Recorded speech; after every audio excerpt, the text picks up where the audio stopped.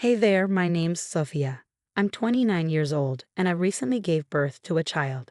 However, that birth didn't happen without my mother-in-law nearly killing me. I know I sound crazy, but let me explain. Let me start by telling you a little more about my husband, Adrian. We met in college and started dating almost immediately. It was love at first sight, and I knew he was my forever. We had an amazing connection. Nobody understood me the way he did. After we graduated, we moved in together. While I had no complaints about Adrian, I did have several issues with his mother, Becky. Adrian and his family moved to my state from Missouri when he was 12, and they all have endearing Southern accents and different behaviors. I initially excused Becky's horrible treatment of me by attributing it to cultural differences. Becky hated me from the start, mainly because I had taken her precious son away, and also because the rest of Adrian's family adored me. I hadn't done anything special. I just listened to them and remembered what they said for our next meeting. They felt I genuinely cared about them, which I did, boosting my reputation. Becky couldn't stand it and constantly made snide remarks at my expense, belittling all my achievements. When people started defending me, she began doing it in a way only I heard. Adrian quickly stopped this by always being by my side. After about 7 years of dating, Adrian and I decided to tie the knot. We had a small, intimate ceremony, and it was the happiest day of my life. Becky did try to cause trouble, but we quickly shut her down by telling her to behave or be thrown out. After we married, my bond with Adrian's family only grew stronger. Whenever his relatives visited, they stayed with us instead of in hotels, which infuriated Becky. She tried to sabotage me, but no one cared or they stood by my side. It got to the point where Adrian's relatives refused to interact with Becky without us being present. It turned out Becky was horrible to not only me but to her family as well, which was why they preferred spending time with us. 3 years into our marriage, I started experiencing strange abdominal pains. At first, I brushed them off, but they happened randomly, and something told me to get them checked out. It turned out I was 4 months pregnant, which was a huge shock because I didn't look pregnant at all. The weight I gained, I had attributed to the holidays. I was excited to tell Adrian, so I made a fancy dinner and brought out a good bottle of wine. "Welcome home, sweetie," I greeted him. "Whoa, what's going on here? What's with the fancy dinner?" he asked. "Why don't you sit down first? I have some news to share with you." "Okay, should I be worried?" "Absolutely not. In fact, I think you're going to be really happy." "All right, I'm excited." "Spill." "So, you know how I've been having weird pains in my stomach?" "Uh-huh." "Well, I went to the doctor today and she ran a few tests. It turns out my stomach is completely normal." "Oh, what was it then?" "Turns out I'm pregnant." "What? Oh my gosh, are you serious?" "The best part is that I'm 4 months along." "What? How is that even possible?" "It's called a hidden pregnancy and I haven't had any other symptoms. I had relatively short periods, but I didn't think that was abnormal. The pains I was feeling were just kicks." "Oh my God, this is big news. I'm so happy." "Me too, and this couldn't be happening at a better time. We're finally doing well financially, and I was going to ask you if we could start trying. Anyway, we're going to have to tell everyone about this. I'm worried about how your mother will react." "What do you mean?" "You know how much she hates me. She hates that everyone loves me. I'm worried that with the pregnancy announcement, I'll get even more attention and she'll hate me even more. If you're okay with it, I'll have a strong word with her about her behavior. You don't have to worry about a thing. The only thing you have to do is enjoy being treated like a princess." I would like that talk and the princess treatment. I say we wait until we find out the baby's gender before we have a celebration, though. I love that idea. Now let's have a little celebration of our own. Adrian and I were over the moon about my pregnancy. We hadn't made any concrete plans, but we had set aside some savings for when we eventually wanted to have kids. We waited another month before telling our families the good news. My family was overjoyed, and so was Adrian's, well, except Becky. Surprisingly, she barely reacted except for scowling at us. We decided to have a gender reveal party at our house. Planning a backyard barbecue and inviting both our families, we chose the traditional cake-cutting method and discovered we were having a boy. I was so happy and eager to start decorating the nursery. At the party, I was treated like a queen, with everyone giving me attention and asking questions. I felt on top of the world. At some point, though, I noticed Becky wasn't around. After asking around, I found out she was inside the house. I went in to find her at the top of the stairs. Becky, what are you doing here? The party's downstairs. Oh, I'm just trying to find proof. Proof of what? Of your lies. Excuse me? What lies? Come on now. Nobody believes you're really pregnant. You're too tiny to be 7 months along. Every woman experiences pregnancy differently. Just because I'm not as big as you expect doesn't mean I'm not pregnant. Don't lie. You just want everyone's attention. Why would I fake a whole pregnancy just to get attention? And why would I want attention in the first place? I know you're kind. You're jealous that my son pays me attention when I come over, and you want to take that away. Becky, I think you're projecting your feelings onto me, and I don't appreciate it. I have no need for attention because I naturally get it. You're trying to steal from me, and I do not appreciate that. Look, you're stressing me out, and that's not good for the baby. I'm just going to go. Stop trying to steal the spotlight. No one gives a darn about you. What are you? The last thing I remember was her pushing me down the stairs. I felt excruciating pain before passing out. When I came to, I was in a hospital bed with a tube running into my hand and pain in my abdomen. I had no idea what had happened. But thankfully, Adrian was sitting right beside me, asleep in his chair. I coughed a little, waking him up immediately. He looked shocked and relieved to see me awake. Sophia, you're awake. Thank God. What? What happened? You fell down some stairs. Are you sure? Yeah, I have some really bad news, and I need you to be as calm as you can. Oh no, how's my baby? Don't tell me something happened to my precious child. Sophia, sweetie, calm down, please. You lost a lot of blood, and we're struggling to find a suitable donor. But what about my baby? I need to know if my baby is okay. Because of how much blood you were losing, they had to induce labor. You gave birth, but how's the baby? I need to see him. He's in the NICU. He's in good hands. You have nothing to worry about. There's nothing more you can do. Don't blame yourself for anything. Once we get a donor for you, we can focus on our child, okay? Yeah, but I'm not blaming myself. Good. I have someone else to blame. What do you mean? I'll let you know, but could you please bring your mother down here? Why? Just please don't ask questions. I'm going through enough. Bring her here and tell her everything that happened in front of me. I'll explain everything else after. Okay, but first let's get you your blood, and then we'll do everything else you wanted. Yeah, okay.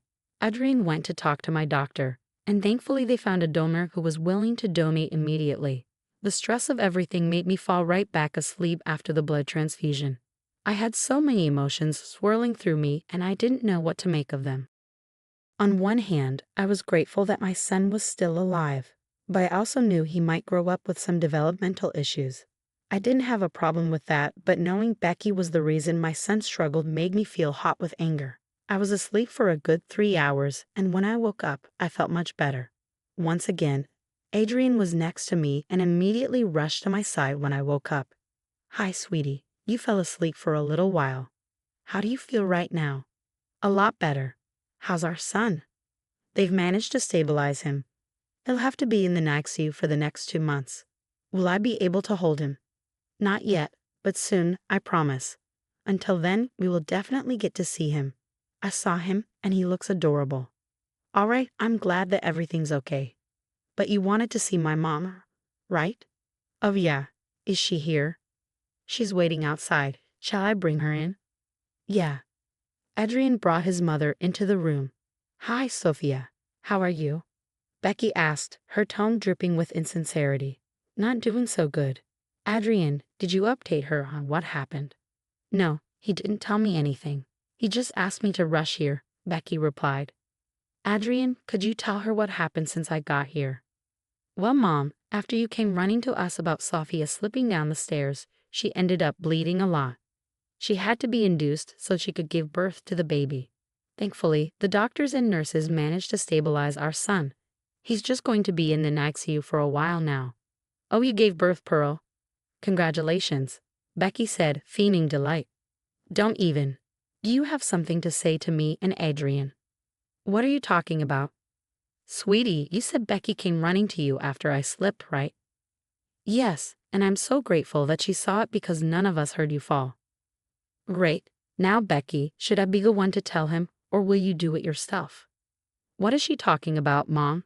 Adrian asked, his voice full of suspicion. Oh, I don't know. She just gave birth. She's probably just making things up. She's probably suffering from mommy brain. Lord knows I had a bad case of it after I gave birth to you. Do not even try to make this into something as arbitrary as that. Adrian, your mother pushed me down the stairs. What? You remember how I went to check on Becky after she had been gone inside the house for a really long time? Yeah. Turns out she was in the house for so long because she wanted to find proof of me faking my pregnancy. Why on earth would you be faking your pregnancy? Apparently, she thought I was stealing her spotlight. I didn't say that.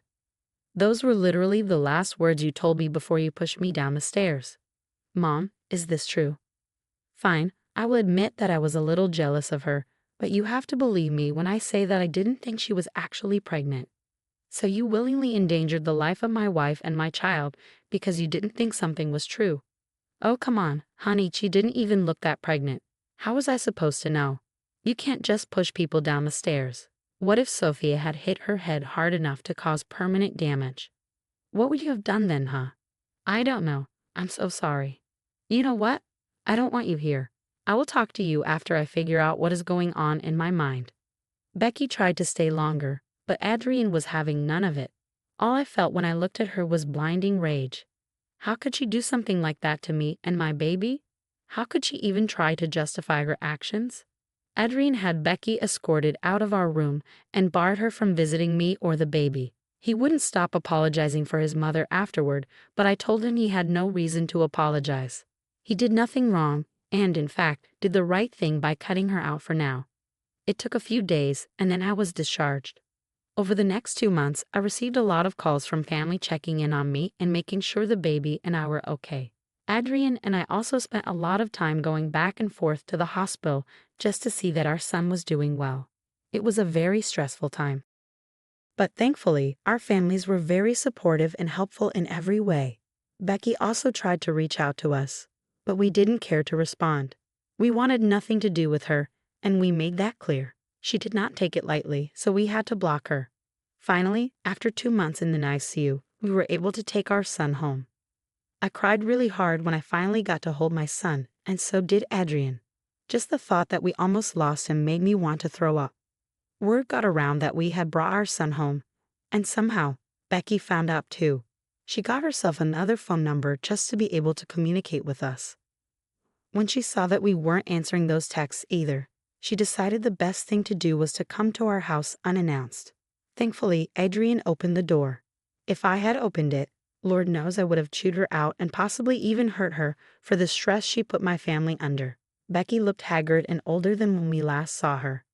She had tears in her eyes as she begged Adrian to talk to her. Please talk to me. Mom, you need to stop trying to contact us. How can I not? My son won't talk to me, and I don't get to see my grandson.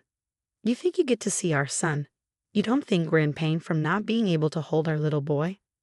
I really am sorry. Please at least talk to me. I thought I was doing something right. How is pushing my wife down a flight of stairs the right thing to do? She's always been trying to steal everyone's attention. I see the way she tries so hard, and it's just so darn hard to keep my anger in check. You have no idea how insane you sound right now. I do not. I was trying to do what was best for you. Best for me? How is this best for me?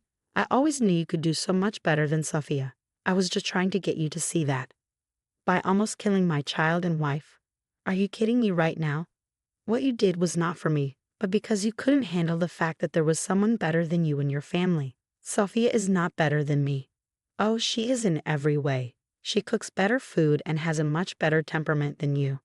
Why do you think more of our family has started coming over to our place for Thanksgiving when we host?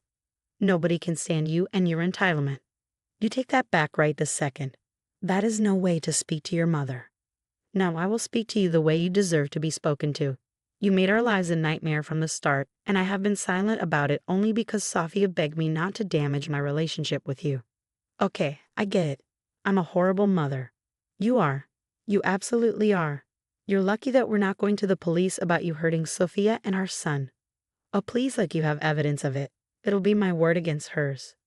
Who said we didn't have evidence? Don't try and bluff me right now. Look, Sophia and I are exhausted, and we want this time to be as calm as possible.